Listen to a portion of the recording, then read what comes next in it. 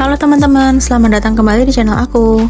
Sesuai polling yang aku share beberapa hari lalu, ternyata didominasi genre komedi ya. Untuk itu, di video kali ini aku mau merangkum sebuah film yang cukup lama, yaitu film Insyaallah Sah yang dirilis tahun 2017. Film ini menceritakan perjuangan sepasang kekasih yang ingin mewujudkan pernikahan mereka secara sah, baik agama maupun hukum.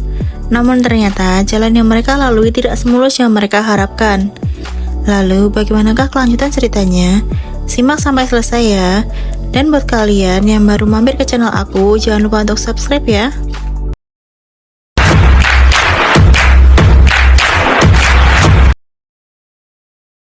Cerita diawali dengan Selfie, seorang desainer yang memiliki sebuah butik sedang kedatangan customer. Namun, ia terlihat lebih sibuk dengan HP-nya. Dikarenakan pacarnya yang bernama Dion terus menelpon untuk mengajak bertemu. Merasa diacuhkan, customer itu kemudian pergi dengan rasa kecewa. Tak mengubris hal itu, Selfie bergegas pergi untuk menemui Dion.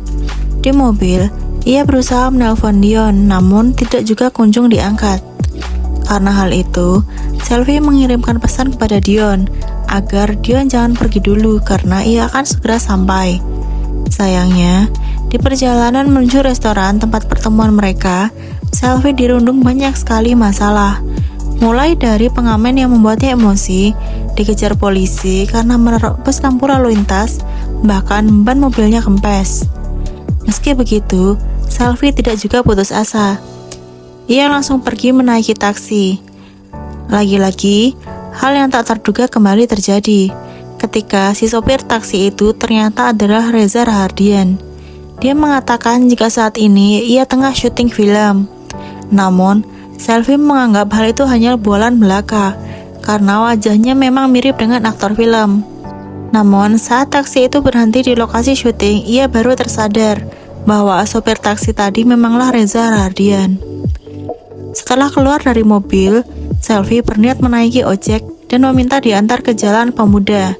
Namun bapak itu malah merayu Selfie hingga si istri melihat dan menjadi geram. Si istri menganggap Selfie itu adalah seorang pelakor. Beruntungnya ada tukang ojek yang bersedia mengantar Selfie, meskipun saat akan pergi ada sedikit percekcokan dengan sang istri. Di sisi lain, Dion sudah sampai ke kantornya. Namun baru saja mau tenang, dia sudah direcoki oleh seorang manajemen artis yang meminta Dion untuk menilai tariannya. Dengan terpaksa, Dion melihat tarian itu dan mengatakan tariannya bagus. Saat hendak ditunjukkan tarian kedua, Dion langsung menolak dan beranjak pergi. Tak lama kemudian, Tante Sinta mendatanginya. Oh ya guys, Tante Sinta ini adalah orang yang membantu mengurusi perusahaan itu. Tante Sinta meminta agar Dion menandatangani sebuah berkas. Namun, karena Dion sulit diajak bicara, Tante Sinta mengancam akan resign. Dion mengatakan jika Tante Sinta hanya mengancamnya saja, karena dari dulu selalu bilang akan resign namun tidak juga kunjung terjadi. Beralih ke Selfie, dia sudah sampai di kantor.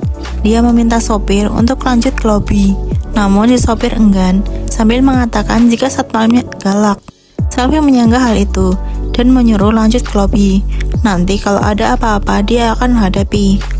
Namun sesampainya di lobi, ternyata Selfie meninggalkan ojek itu. Sementara si ojek didatangi satpam di sana. Lalu entah apa yang terjadi pada ojek itu.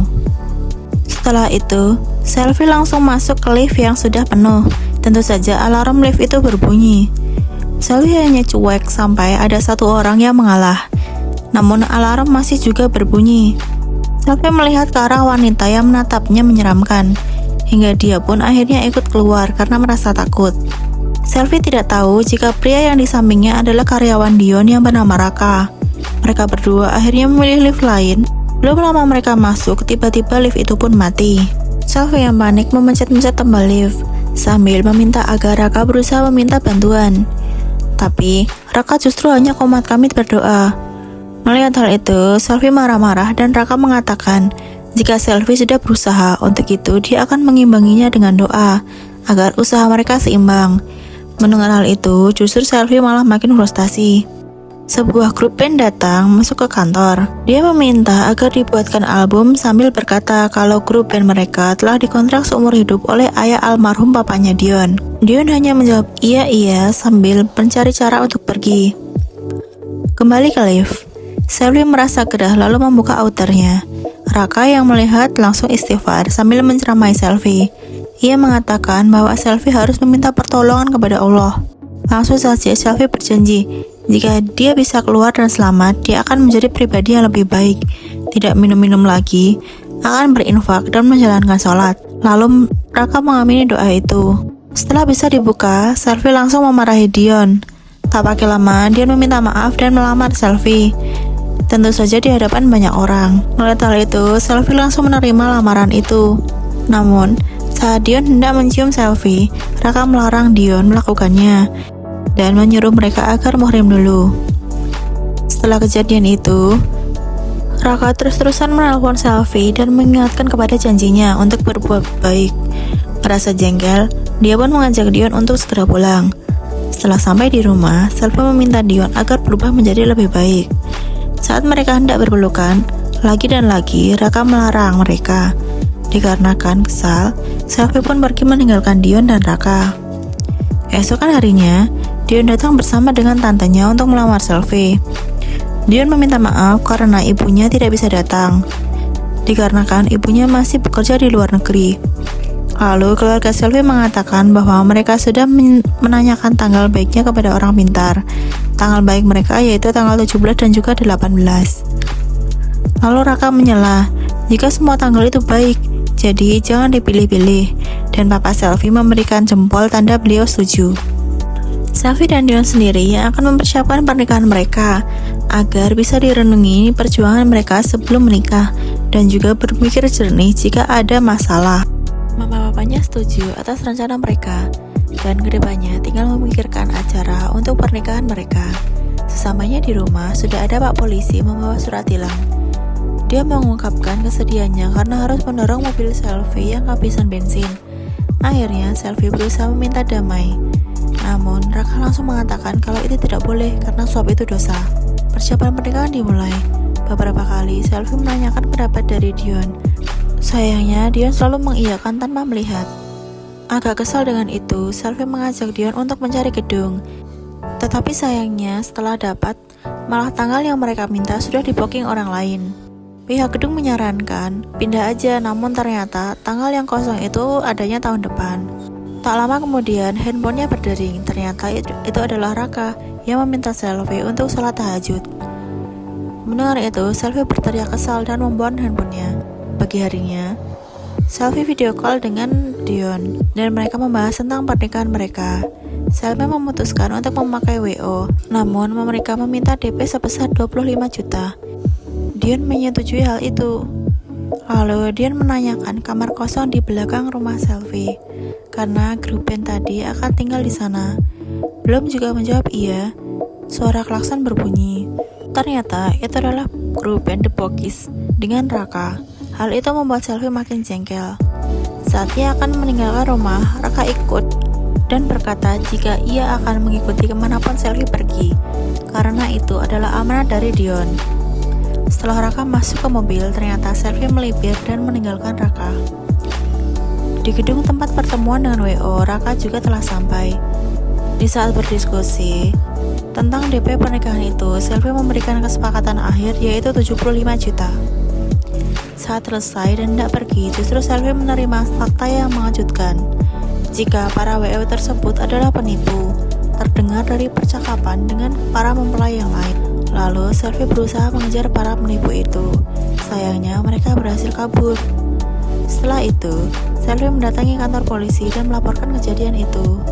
Tanpa diduga, polisi tersebut adalah Bapak Sabar yang menilang Selvi saat itu.